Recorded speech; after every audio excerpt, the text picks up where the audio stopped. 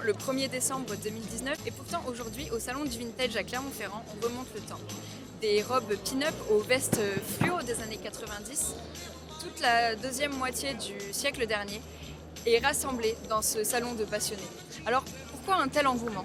En effet, depuis sa création il y a 12 ans, le salon du vintage n'a cessé d'attirer un public toujours plus nombreux.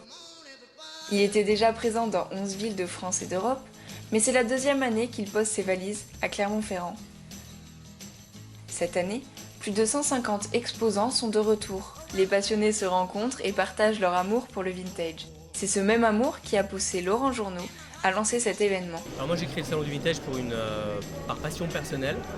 Voilà, c'est un sujet qui m'intéresse, tant sur le mobilier que la mode, que l'automobile. Du rock'n'roll aux voitures de collection, en passant par les pins et les disques vinyles, il y en a pour tous les goûts. Et ici, on n'a pas peur du kitsch. Le vintage a une place assez importante dans notre société. Pourquoi, à votre avis, aujourd'hui ?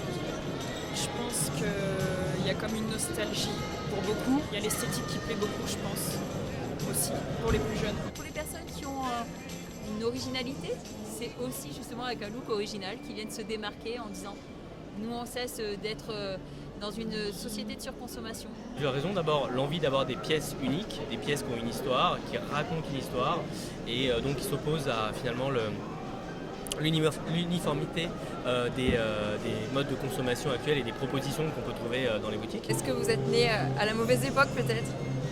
Pas du tout. Alors pas du tout. Alors j'adore l'esthétique, je m'inspire de l'esthétique, mais alors je suis absolument pas de l'époque des années 50. Alors que ce soit pour des raisons nostalgiques, écologiques, éthiques ou bien esthétiques, le vintage n'a pas fini de plaire au public.